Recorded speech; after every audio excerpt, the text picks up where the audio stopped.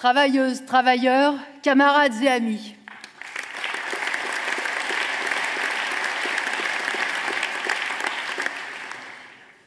Jean-Pierre l'a dit, il existe 25 millions de prolétaires dans ce pays qui ont entre leurs mains toute l'économie, qui font tout fonctionner.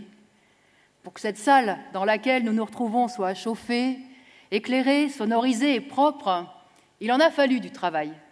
Il a fallu des maçons, des électriciens, des plombiers, des agents de maintenance et toute une série de petites mains. Après avoir occupé les employés chargés des plannings, cette location occupera des comptables, des employés de banque, et c'est sans compter le conducteur de métro ou de RER qui vous a conduit ici, ou ceux qui ont fabriqué la voiture que vous avez utilisée. C'est sans compter le vendeur, le fabricant de sandwichs qui vous a peut-être nourri sur le chemin. Et pour que tout cela fonctionne, il faut un réseau de communication, des téléphones portables, des ordinateurs. Et je vous fais grâce encore de l'énumération de tous ceux qui ont construit, rénové ce bâtiment, et ceux qui ont extrait les matériaux utilisés, ceux qui ont conçu, fabriqué les outils nécessaires, et même ceux qui les ont instruits, formés et soignés, tout ce beau monde. Tout ce que la société crée, tout ce qui s'y passe, relève d'une gigantesque chaîne de travail humain dont il est impossible de distinguer le début et la fin ou de dissocier la contribution des uns et des autres. Et dans cette chaîne, il faut évidemment inclure les chômeurs et les retraités qui, même exclus de la production, y ont contribué dans le passé ou y contribueront demain.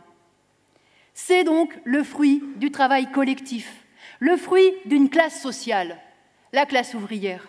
Parce qu'il n'y a pas de meilleur mot pour désigner dans un même ensemble tous ceux qui sont à la base de toutes les richesses. Sans la classe ouvrière, sans cette immense chaîne de travail manuel et intellectuel, le capital n'est rien. Sans les bras, sans les cerveaux des travailleurs, la société ne tournerait pas. Et sans la classe ouvrière, la bourgeoisie n'existerait pas.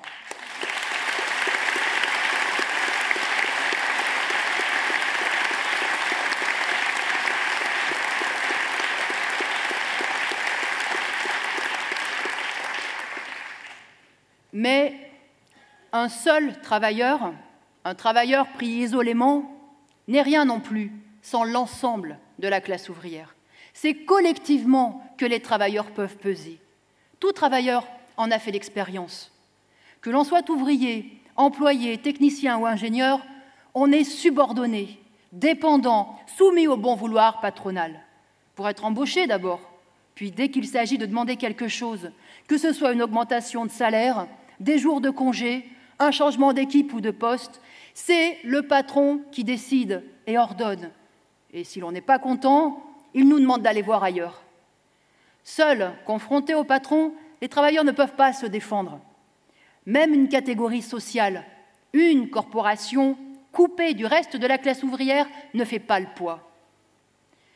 Oh, dans une période faste, quand la bourgeoisie pouvait accroître facilement sa fortune, il lui est arrivé d'accorder des avantages catégoriels, d'acheter ce dont elle avait le plus besoin, de privilégier les uns par rapport aux autres. Cela ne lui coûtait pas trop, et cela avait le gros avantage de diviser les travailleurs, de monter les uns contre les autres. Mais dans cette période de crise, il n'y a pas plus d'issue catégorielle qu'il n'y a d'échappatoire individuel. La crise a décuplé l'agressivité et la cupidité de la bourgeoisie. Non seulement le grand patronat ne veut plus rien lâcher, mais il veut même reprendre tout ce qu'il a cédé à un moment ou à un autre. Il remet en cause les avantages particuliers, revient sur ce que certaines catégories croyaient être des acquis, avec d'autant plus de facilité que les travailleurs concernés sont une minorité et qu'ils apparaissent aux yeux des autres comme des privilégiés. Mais les attaques de la bourgeoisie concernent directement ou indirectement tous les travailleurs. Personne n'y échappe et la réponse ne peut être que collective. La réponse ne peut être qu'à l'échelle de la classe ouvrière. Les luttes, entreprise par entreprise, usine par usine, n'y suffiront pas.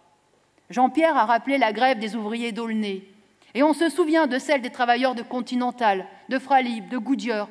Même après avoir réussi à rassembler et former une force de frappe, ils n'ont pas réussi à empêcher la fermeture de leur usine. Car cela ne dépendait pas seulement d'eux, Pour que la direction d'une multinationale comme Continental ou Peugeot recule sur la fermeture d'une usine et renonce aux gains qu'elle en attendait, il faut que les travailleurs instaurent un rapport de force à l'échelle de toute la société. Un rapport de force tel que le patronat dans son ensemble prenne peur de perdre le contrôle de la situation et recule. L'histoire du mouvement ouvrier a démontré maintes et maintes fois la supériorité des travailleurs quand ils parviennent à s'unir autour de leurs revendications de classe, par-delà leur situation individuelle, leur métier, leur corporation. Les grandes avancées ont toujours été arrachées par des luttes qui ont soulevé la classe ouvrière dans son ensemble. Plus que jamais, il est nécessaire que la classe ouvrière se fasse entendre en tant que telle, en tant que force sociale, en tant que force politique. Des dirigeants politiques aux médias, tout le monde prêche aux travailleurs la résignation, la nécessité de faire des efforts, de faire des sacrifices. Au nom de la compétitivité et de la dette, ils voudraient que les travailleurs acceptent les licenciements, les bas salaires, l'intensification du travail, l'aggravation de l'exploitation. Eh bien non, les travailleurs sont à la base de tout, de la création de toutes les richesses. Et s'il y a une classe sociale dont les revendications sont légitimes et prioritaires, c'est bien la classe ouvrière.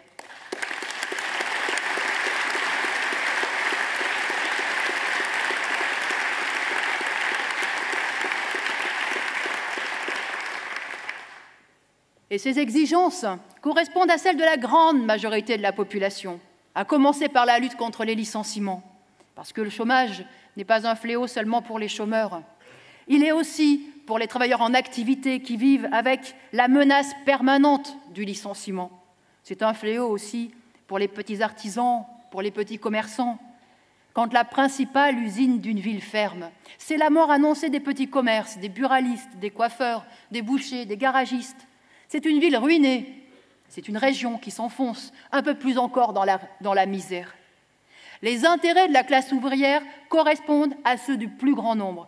Et lutter pour les exigences fondamentales de la classe ouvrière, c'est se battre pour que la classe productive ne soit pas poussée vers la déchéance, c'est sauver ce que la société a de plus vital, c'est se battre pour la jeunesse, c'est se battre pour l'avenir de toute la société.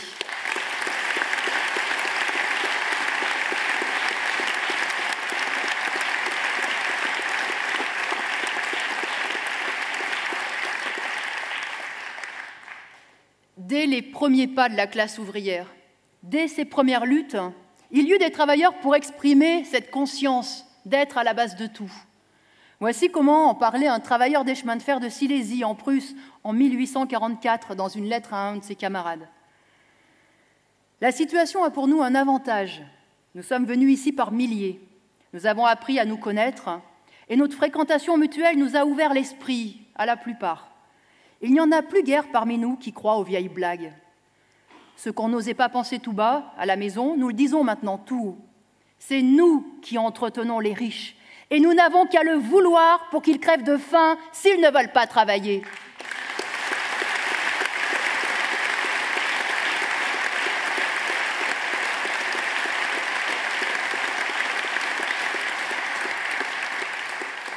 C'est cette conscience de classe qui doit à nouveau s'exprimer. Mais cette conscience de classe n'est pas innée, elle se forge.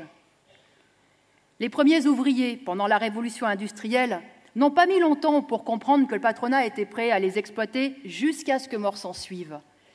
Mais il fallut des luttes, des grèves et bien des combats pour qu'ils réalisent leur force collective et la nécessité de l'organiser. Et ce n'est qu'en découvrant les idées socialistes défendues par des militants comme Marx et Engels que leur conscience de classe prit tout son sens. Car comprendre que la société est divisée en exploités et en exploiteurs, en riches et en pauvres est une chose, mais être conscient de la force révolutionnaire des opprimés en est une autre. Grâce aux idées socialistes et communistes de l'époque, les travailleurs découvrirent qu'ils n'étaient pas voués à être soumis au patronat, que leur place dans l'économie leur donnait la capacité et même le devoir de renverser la domination du capital, responsable des inégalités, des injustices et des oppressions.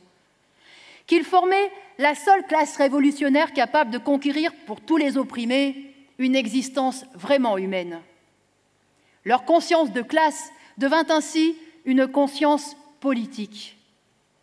Les premiers partis ouvriers se fondèrent sur cette base et contribuèrent en retour à diffuser cette conscience dans la classe ouvrière. Ils durent le faire en combattant l'influence dissolvante de la société capitaliste qui favorise l'individualisme et la débrouille. Et ils se heurtèrent à la politique consciente de la bourgeoisie et de ses valets qui, dès les débuts du mouvement ouvrier, cherchèrent à annihiler les efforts d'organisation des travailleurs, par la répression comme par la corruption. Diviser les travailleurs, chercher à les empêcher de se constituer en force collective consciente, les opposer les uns aux autres, est une politique dans laquelle la bourgeoisie est passée maître aujourd'hui, que l'on connaît bien. Le patronat utilise toutes les différences qui peuvent exister parmi les travailleurs pour les aggraver et pour en faire des divisions. Et s'il n'y en a pas, il les crée. Il y a les salariés du public, les fonctionnaires, et ceux du privé, ceux des ateliers, ceux des bureaux, ceux de la chaîne et ceux du contrôle, les CDD, les CDI, les intérimaires, les stagiaires, les travailleurs qui ont une carte d'identité française, ceux qui sont étrangers. Le patronat individualise les salaires. Il accorde des primes à la tête du client, recrute des mouchards. Tout est bon pour diviser et introduire la méfiance entre les travailleurs. Et ce n'était pas différent dans le passé. Mais le mouvement ouvrier, digne de ce nom, combattait ces divisions et faisait en sorte que la classe ouvrière serre les rangs, en mettant en avant ce qui unissait les travailleurs, en luttant contre les préjugés, en affirmant contre la bourgeoisie parasitaire et nuisible la fierté d'être ouvrier et à la base de toutes les richesses, en affirmant contre le patronat la fierté de n'exploiter personne et de pouvoir parler au nom de tous les opprimés. L'appartenance à la classe ouvrière et à ses organisations était en soi un motif de dignité. À juste titre, car à cette époque, le mouvement ouvrier véhicula avant tout le monde les idées les plus progressistes, la réduction de la journée de travail, la lutte contre les préjugés religieux, antisémites, racistes, la lutte pour le droit des femmes. Quand la bourgeoisie refusait d'assurer de quoi vivre aux travailleurs malades, invalides ou âgés, les organisations ouvrières s'organisaient pour le faire. Quand la bourgeoisie refusait l'éducation aux femmes et aux jeunes des classes populaires, les partis et les syndicats ouvriers s'en chargeaient. Quand l'accès aux loisirs et au divertissement était interdit au peuple, les travailleurs montaient leur propre chorale, leur théâtre, leurs équipes sportives, leurs sociétés savantes. Contre l'individualisme et l'arrivisme prêchés par la bourgeoisie, les partis ouvriers mettaient en avant la solidarité, le dévouement, les luttes collectives. Contre les idées nationalistes, ils prônaient la fraternité des travailleurs de tous les pays, tissaient des liens avec les travailleurs des autres pays et se sentaient concernés par les luttes ouvrières menées à l'autre bout du monde. C'est ainsi qu'il y a 150 ans tout juste, en 1864, des militants fondaient l'Association internationale des travailleurs, proclamant la solidarité des travailleurs par-delà les frontières dressées par les bourgeoisies. Oui, l'honneur du mouvement ouvrier conscient a été non seulement de faire en sorte que les exploités se battent pour leurs conditions d'existence, mais aussi d'avoir défendu des idées bien plus générales, celles de la critique radicale de la société capitaliste, de son caractère injuste, incontrôlable, anachronique, celle de transformer cette critique en combat, avec comme objectif ultime l'expropriation de la classe capitaliste et la disparition de la propriété privée des moyens de production, de l'exploitation et de la concurrence. Le mouvement ouvrier a levé non seulement le drapeau de la défense des exploités, mais aussi le drapeau de la société communiste.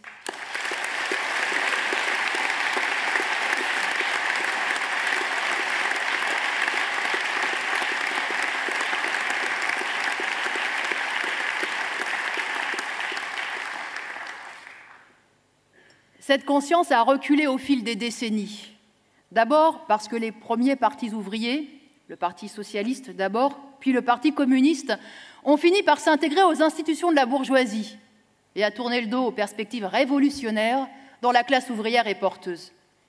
C'est peu dire que ces partis ne combattent plus les pressions idéologiques de la bourgeoisie dans la classe ouvrière. Ils contribuent à les distiller eux-mêmes. Aujourd'hui, le Parti socialiste ne prétend même plus représenter les intérêts des exploités. Il a bel et bien enterré toute idée de transformation sociale.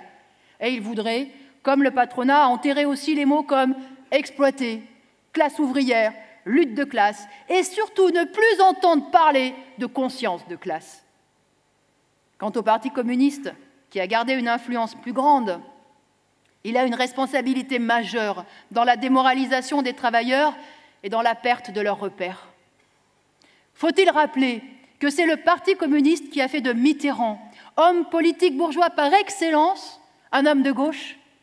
Faut-il rappeler que c'est le Parti communiste qui a redonné crédit aux dirigeants socialistes rejetés par la population après avoir envoyé des centaines de milliers de jeunes mener une sale guerre coloniale en Algérie? Le Parti communiste a ensuite usé son crédit pour soutenir le gouvernement Jospin. Et enfin, il a permis, avec Jean-Luc Mélenchon, l'élection de Hollande, et ils s'en sont même vantés. Tout cela au nom de l'idée qu'il n'y aurait point de salut pour les travailleurs sans l'arrivée de la gauche au pouvoir. Mais on a vu de quoi était capable la gauche au gouvernement, même flanquée du Parti communiste. Tout cela ne pouvait que dégoûter, démoraliser un nombre croissant de travailleurs, à commencer par les militants ouvriers eux-mêmes, et en particulier par ceux du Parti communiste. Parce que c'était à eux que revenait la tâche de défendre l'indéfendable devant leurs camarades de travail. C'était à eux que revenait le sale boulot de lanterner les travailleurs. Combien de fois les ministres communistes se sont-ils retrouvés à justifier la rigueur salariale, les reculs des services publics, les privatisations, et mettant en porte-à-faux les militants de leur propre parti? Combien de ces militants se sont sentis trahis et ont abandonné l'activité militante? Loin de diffuser la conscience de classe, le Parti communiste a été le vecteur de l'électoralisme. Il n'y a rien de plus illusoire et de plus démoralisant. Il faut en tirer la leçon. Il est vain d'espérer changer efficacement la vie des travailleurs par les élections. La seule voie véritablement efficace pour changer la vie pour les travailleurs est celle des luttes collectives contre le grand patronat capitaliste pour lui contester la direction sur l'économie.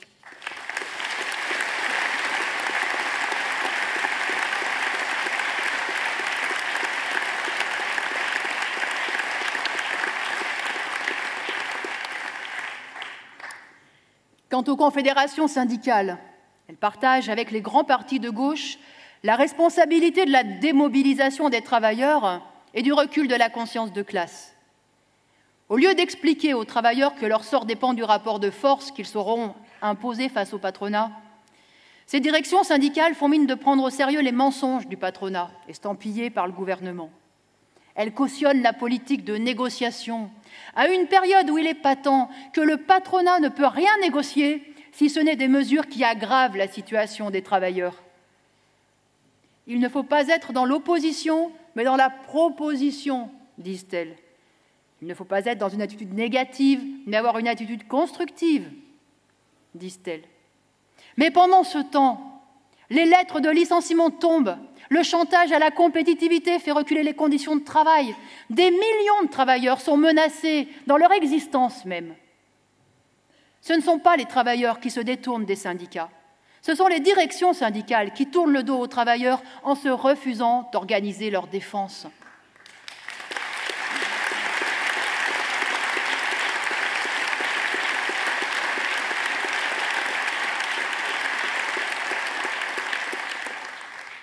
Bien heureusement, les organisations syndicales, ce ne sont pas seulement des directions coupées du monde du travail, ce ne sont pas seulement des appareils préservant surtout leur propre existence, ce sont essentiellement les militants qui, dans leurs entreprises, sont confrontés à la lutte de classe et qui se battent comme ils le peuvent. Bien des choses dépendent de ces militants, de leur état d'esprit et de leur capacité de comprendre le pourquoi de leur direction et le pourquoi de la désaffection des travailleurs à l'égard des syndicats. Il faut que ceux d'entre eux qui se posent des questions mesurent la responsabilité des partis de gauche dans la démobilisation des travailleurs. Et surtout, il faut qu'ils surmontent ce qui fut la plaie des méthodes staliniennes, le fait de faire les choses sans les travailleurs et même de se méfier d'eux. Les militants ont donc à discuter, critiquer et contrôler les directions qui prétendent parler en leur nom, mais ils doivent aussi accepter le contrôle de leurs propres camarades de travail. Ils doivent reprendre confiance dans la classe ouvrière, s'appuyer sur leurs camarades de travail, sur les plus combatifs. Car lorsque les travailleurs décideront de se lancer dans le combat, ils se battront avec la détermination que l'on a vue chez les ouvriers de Peugeot à Aulnay ou encore de ceux de Continental.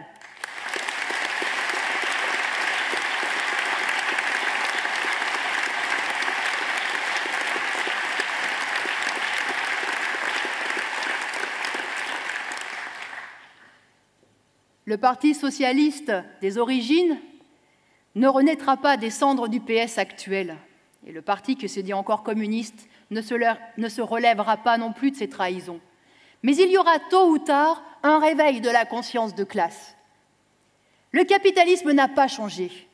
Ses aspects révoltants sont plus révoltants que jamais, parce que la richesse et les possibilités offertes à l'humanité sont incomparablement plus grandes aujourd'hui qu'elles ne l'étaient il y a un siècle ou un siècle et demi.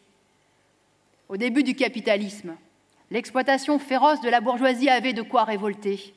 Mais les richesses issues de cette exploitation n'étaient encore qu'un îlot de prospérité dans un océan de misère rurale. Aujourd'hui, la bourgeoisie baigne dans un océan de richesses. Mais ces richesses, au lieu d'être un avantage pour la société, sont devenues un frein, un facteur de spéculation, de crise, de chômage et de misère. Un chiffre résume la folie du capitalisme. Les 85 premières fortunes du monde détiennent l'équivalent de ce que possède la moitié la plus pauvre de l'humanité, soit 3,5 milliards d'hommes et de femmes. Ce décalage extravagant entre l'étalage de richesse de la classe exploiteuse, ses jets privés, ses hôtels particuliers, ses produits de luxe, et la pauvreté, voire la condition d'affamé d'une partie de l'humanité, ne peut pas perdurer. Sous prétexte que les riches ont le droit d'investir leur fortune où ils le veulent, y compris de les jouer au casino de la spéculation, il faudrait accepter le gâchis effroyable des possibilités productives.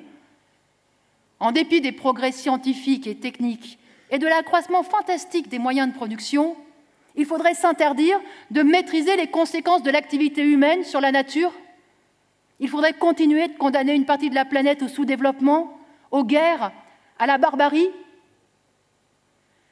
Dans le manifeste communiste, en 1848, Marx et Engels écrivaient « Pour opprimer une classe, il faut pouvoir lui garantir des conditions d'existence qui lui permettent au moins de vivre dans la servitude. » Mais l'ouvrier moderne, loin de s'élever avec le progrès de l'industrie, descend toujours plus bas, au-dessous même des conditions de vie de sa propre classe.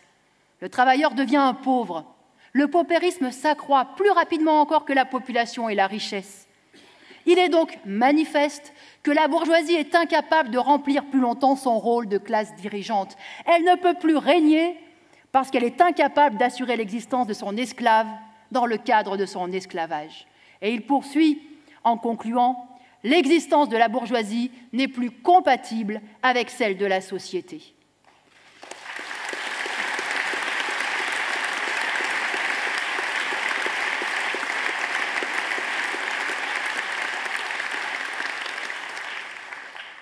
Et c'est bien d'actualité, parce qu'aujourd'hui, les contradictions du capitalisme ont pris des proportions inédites et la déchéance dans laquelle nous pousse la domination de la bourgeoisie menace d'entraîner toute la société dans sa chute.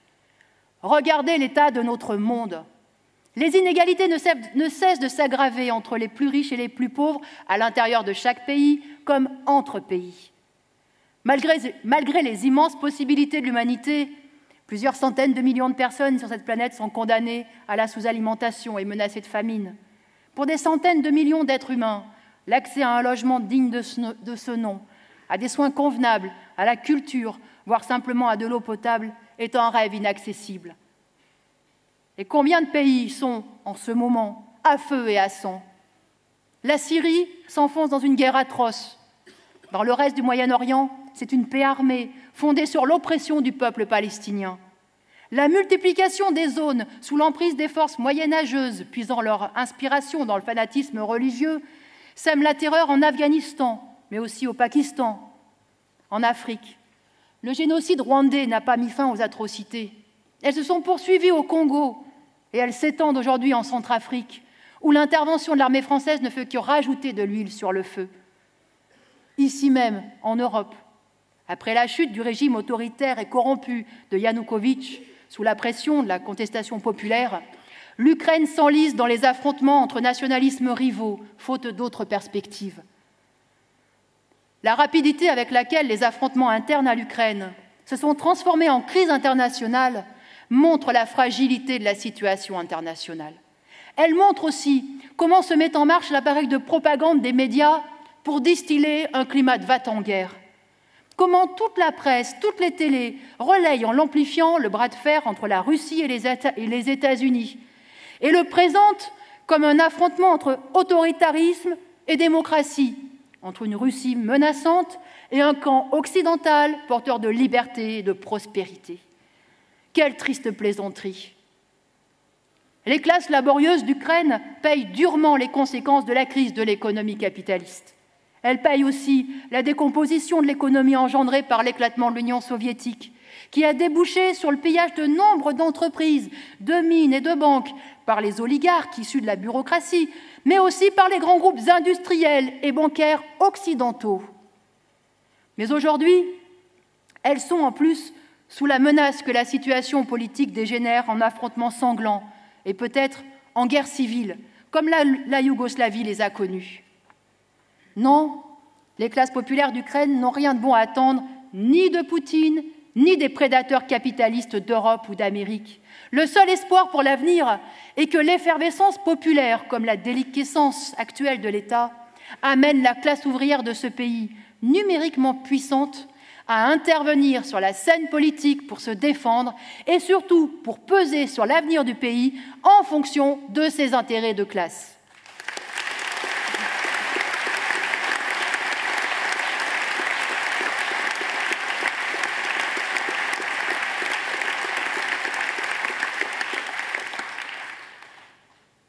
Le pourrissement dans lequel s'enfonce une partie de la planète ne peut pas ne pas avoir de conséquences sur nous. Et le fait même que l'armée française soit engagée dans les guerres impérialistes le montre. Quant aux événements d'Ukraine, ils se déroulent aux portes de l'Europe. Mais la situation pèse aussi sur nous tous à un autre niveau. La misère et le chômage vont de pair avec le chacun pour soi, avec le délitement moral de la société, avec le repli sur soi. Et ils favorisent la résurgence des idées réactionnaires, du sexisme, des idées religieuses.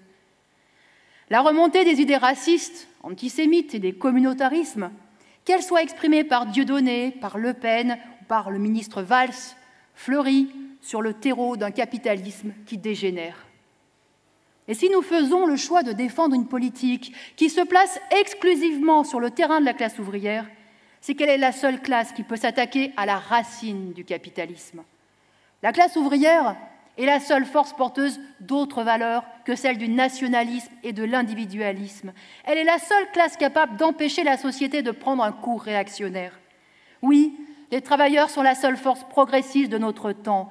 Mais pour faire progresser à nouveau la société, les exploités doivent reprendre le combat pour leurs intérêts et affronter la classe capitaliste. Et celle-ci ne leur laisse de toute façon pas le choix. Pour sauver leur peau, les travailleurs devront réagir et se battre. Mais ils doivent être conscients que même leurs exigences élémentaires ne pourront être satisfaites que s'ils sont prêts à remettre en cause le pouvoir absolu de la bourgeoisie, sa mainmise sur l'économie et sur la propriété. Il faut non seulement qu'ils n'hésitent pas face au pouvoir de la bourgeoisie, mais ils vaincront d'autant plus facilement s'ils y sont préparés et s'ils visent consciemment le renversement de la bourgeoisie et de tout son système.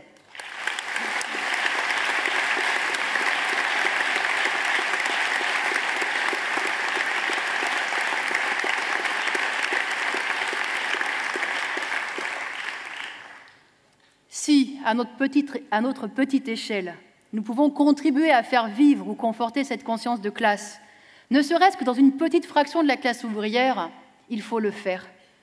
Car c'est cette conscience qui peut, dans une période de remontée des luttes, transformer les travailleurs isolés en une classe sociale agissante, en une force politique capable de peser. Il faut que la classe ouvrière se manifeste dans toutes les occasions de la vie politique et qu'elle mette en avant son programme, les valeurs de son camp, sa propre politique. Il faut qu'elle le fasse aussi dans les élections. Ce sera le sens des listes lutte ouvrière, faire entendre le camp des travailleurs, que nous présenterons aux élections municipales et aux européennes. Aux municipales, il y aura 204 listes lutte ouvrière dans les grandes villes et dans les villes ouvrières. Quant aux européennes, nous présenterons des candidats dans toutes les circonscriptions du pays, y compris dans la 8e circonscription des DOM-TOM, où les militants de lutte ouvrière à La Réunion se présenteront en commun avec nos camarades de combat ouvrier qui militent aux Antilles.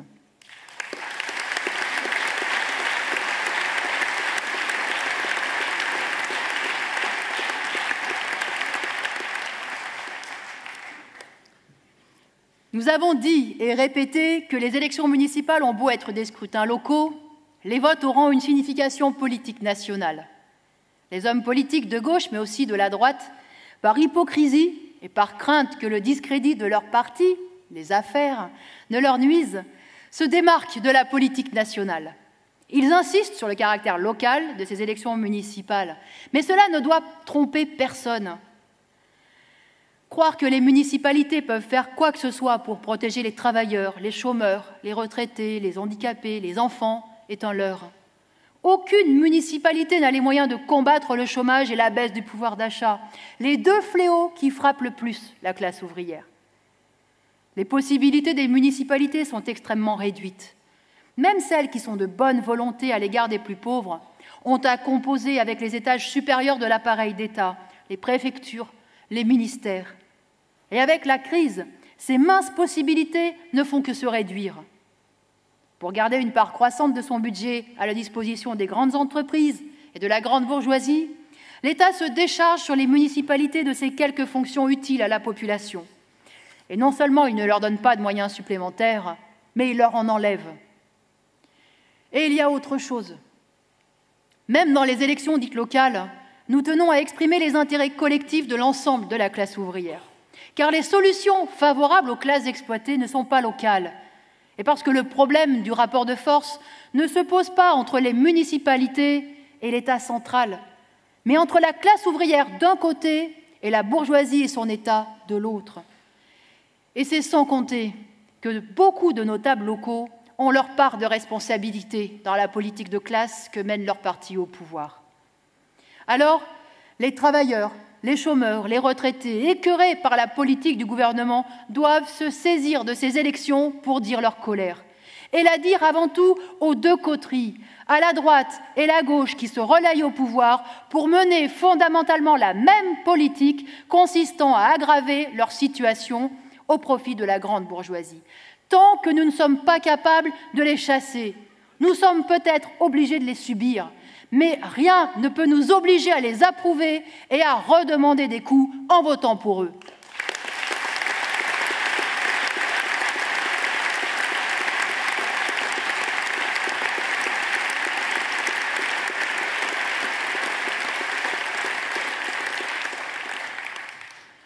Il y a aussi les listes présentées par le Front National. Le Front National joue sur le fait que leur parti n'a jamais été associé au pouvoir central, et il en fait un avantage politique, mais il rêve d'accéder à la mangeoire. Les dirigeants du Front National sont aussi hypocrites et arrivistes que les autres. Depuis quelques années, ils ont compris que Donc le Front National a compris que son électorat réactionnaire, composé d'anciens de l'Algérie française, d'antisémites nostalgiques de Vichy ou d'intégristes catholiques, ne lui permettrait pas d'accéder à la mangeoire. Alors, la dynastie Le Pen s'est diversifiée. La famille, millionnaire, fait désormais dans l'indignation sociale et dénonce le chômage, les bas salaires, les petites retraites, voire le CAC 40. Tout cela pour faire croire que Marine Le Pen défend les ouvriers. Mais elle fait comme tous les autres. Qui ne déplore pas le chômage? Qui ne dénonce pas les impôts qui pèsent sur les plus modestes? Tout le monde sait le faire, même et surtout ceux qui sont responsables de la situation. Verser des larmes de crocodile, faire des promesses, est à la portée de tout démagogue. Mais encore une fois, dans cette société, et surtout dans cette période de crise, tous ceux qui ne sont pas déterminés à faire payer la bourgeoisie et à s'en prendre au profit des grands groupes capitalistes, aux exploiteurs, aux licencieurs, se préparent à gouverner contre les travailleurs. Le Pen ne s'en cache pas. Ceux qu'elle veut faire payer, ce sont les immigrés, c'est-à-dire un grand nombre d'entre nous, c'est-à-dire les travailleurs. Ceux parmi les exploités qui envisagent de voter pour le Front National votent contre leurs propres intérêts. Car ce vote sera interprété comme l'exigence d'une politique plus dure contre les chômeurs, d'une politique hostile aux syndicats, aux travailleurs qui veulent s'organiser et se défendre.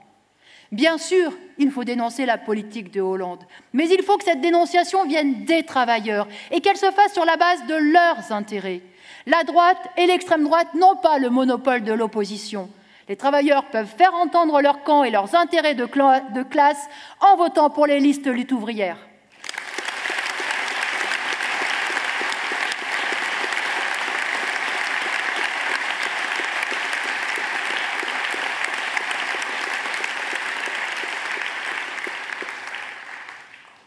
Quant à la gauche de la gauche, au Parti communiste ou à Jean-Luc Mélenchon, qui nous explique qu'une autre politique est possible dans le cadre de cet ordre social injuste, ils ne méritent pas la confiance des travailleurs.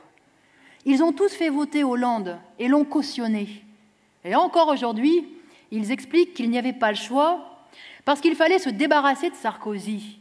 Mais qu'avons-nous au pouvoir aujourd'hui, si ce n'est la politique de Sarkozy ? Tous les partis qui alternent au pouvoir font miroiter des 1000 et des 100 au moment des campagnes électorales. Pour une fois élus, piétiner leurs promesses.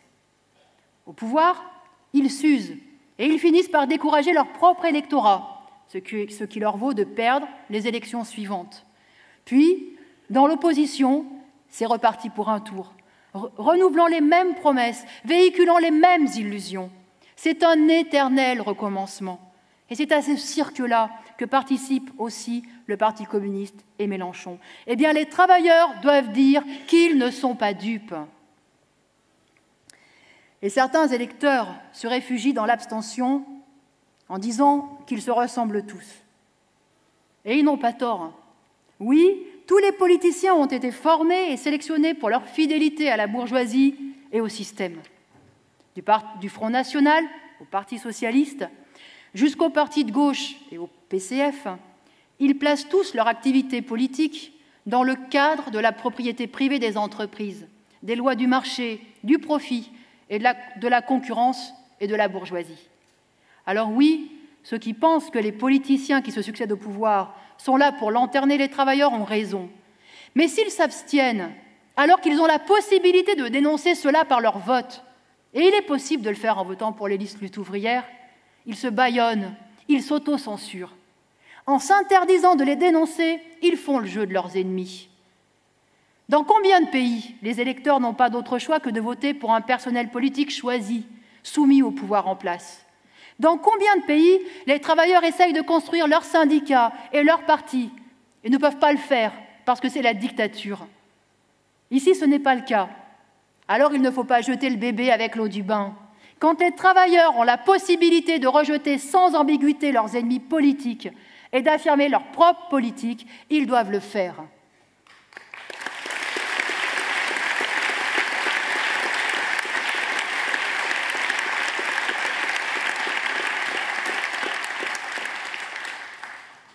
Certains croient diminuer la portée du vote pour nos listes en les qualifiant de vote protestataire. Eh bien oui, c'est un vote protestataire, car il est plus qu'urgent de protester et de dire que ça suffit. C'est un vote utile, car c'est montrer que l'on ne se résigne pas au chômage, à la perte du pouvoir d'achat, à l'aggravation de l'exploitation. Non, ce n'est pas un vote défouloir, comme le disent certains avec mépris. C'est un vote préparatoire, parce que protester en appelant aux luttes des travailleurs, c'est préparer l'avenir.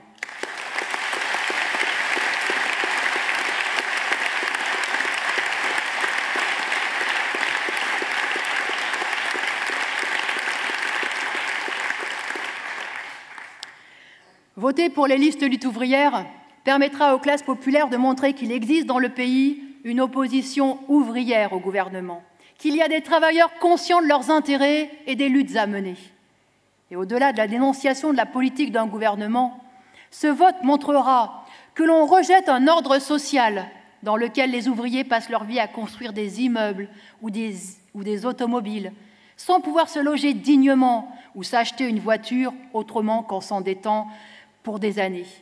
Que l'on rejette cet ordre social qui use les uns au boulot quand les autres sont condamnés au chômage. Que l'on rejette cet ordre inhumain qui force les salariés d'EDF ou de Veolia à couper l'eau, le gaz ou l'électricité aux démunis et les licencie pour ne pas avoir obtempéré. Que l'on rejette cet ordre injuste qui permet à ceux qui ont volé ou dilapidé des millions d'échapper à la justice quand une caissière de supermarché est licenciée pour avoir récupéré un bon de promotion. Que l'on rejette l'ordre capitaliste dans son ensemble qui est basé sur l'exploitation, c'est-à-dire sur le vol légal des travailleurs et qui fait que l'enrichissement d'une minorité dépend de l'appauvrissement de tous les autres. Les privilèges des grandes fortunes coûtent cher à la société, mais le fonctionnement erratique, irrationnel de cette économie qui va de crise en crise coûte bien plus cher encore. Comment accepter qu'en quelques mois de crise, on détruise les richesses, les moyens de production, les usines, que les travailleurs ont mis des générations à construire? Il n'y a pas d'économie plus folle. Alors, au-delà de la politique politicienne, ces élections permettent aux travailleurs, aux chômeurs, à la jeunesse, consciente du sort que le capitalisme lui réserve, de faire un geste politique sans ambiguïté. Elles permettent d'affirmer la dignité ouvrière, la fierté d'appartenir à une classe sociale qui produit tout, qui fait vivre la société et qui représente la seule voie pour que la société reparte de l'avant. Alors votez et faites voter les listes lutte ouvrière.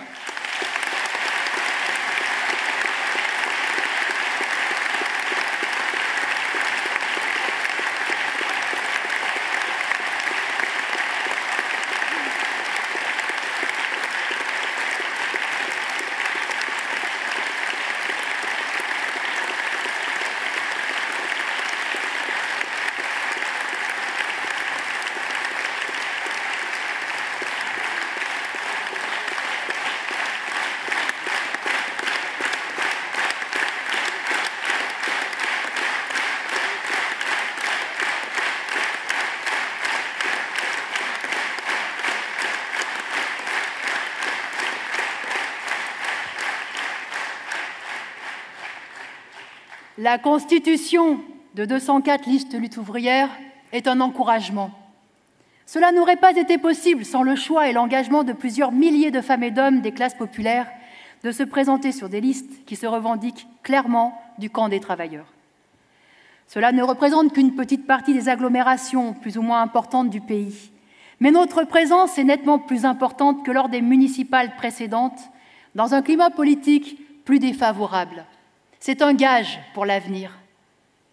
L'écho que nos idées ont trouvé, malgré la démoralisation et l'écœurement général, montre ce que pourrait faire un véritable parti, présent dans toutes les villes, dans tous les quartiers, dans toutes les barres d'immeubles, dans toutes les entreprises. Alors, camarades, il nous reste 15 jours. Je fais appel à la participation de tous pour convaincre leurs proches, discuter autour d'eux dans leurs entreprises, avec leurs voisins. Pour celles et ceux qui le veulent bien, pour distribuer des tracts, coller des affiches et pour apporter leur contribution à l'une ou l'autre des multiples activités propres aux campagnes électorales.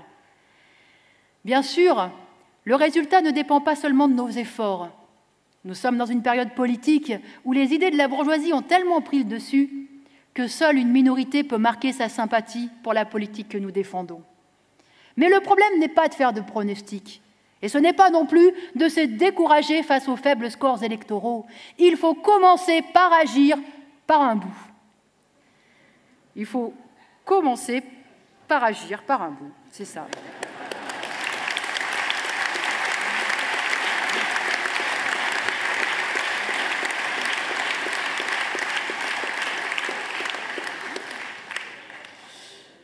Si nombre de travailleurs se retrouvent livrés à eux-mêmes, isolés et déboussolés, c'est le fruit du recul de l'activité militante. Et la constitution de nos listes montre qu'il suffirait de la présence de militants pour regrouper et entraîner ne serait-ce qu'une fraction de travailleurs à donner de la voix. Alors, nous avons à faire tout ce qui est dans nos possibilités pour que cette minorité soit la plus conséquente possible. Plus le nombre de ceux qui voteront pour nos listes sera important, plus les objectifs de lutte que nous proposons seront entendus. Et cela comptera pour l'avenir. Oh, bien sûr, aucun vote, même pour faire entendre le camp des travailleurs, ne remplacera une lutte réelle de ce camp. Mais cela peut contribuer à la préparer en faisant mûrir les consciences. Les votes pour les listes de lutte ouvrière, s'ils sont en nombre significatif, seront un encouragement. Un encouragement pour ceux qui sont déjà convaincus que les exigences que nous défendons sont à imposer pour sauver la classe ouvrière de la déchéance matérielle et de la démoralisation. Un encouragement pour beaucoup d'autres. Pour tous ces travailleurs qui subissent aujourd'hui les coups, mais qui n'ont pas encore assez confiance dans leur propre force collective. Alors, faisons notre maximum pour que ce soit le cas dans cette campagne pour les municipales. Et au-delà des municipales et des européennes qui suivent immédiatement, nous poursuivrons avec tous ceux qui se sont joints d'une façon ou d'une autre à ces deux campagnes, de sorte que de nouvelles fractions de la classe ouvrière fassent du drapeau des travailleurs et des idées communistes leur propre drapeau.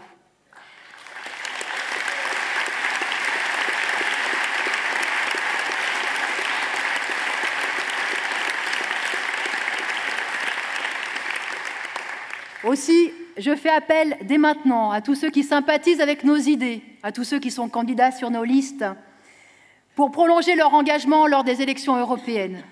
Il est important que tous ceux qui, dans les élections municipales, auront voté pour les listes lutte ouvrière, confirment leur vote aux élections européennes. Ce sera la preuve que le courant qui exprime les préoccupations, les intérêts et les objectifs du camp des travailleurs est présent indépendamment de la nature des élections.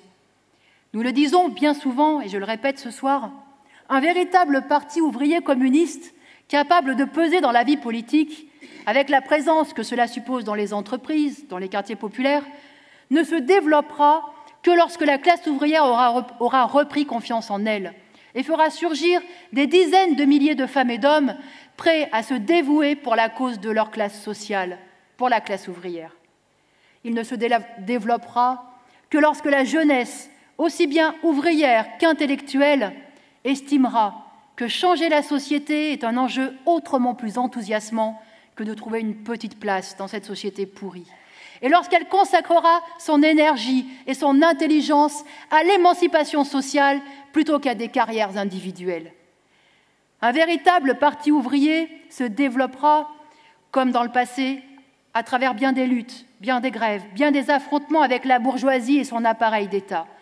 Mais toute lutte politique peut constituer un pas en avant dans la prise de conscience des travailleurs et dans le développement du courant qui donnera naissance au parti.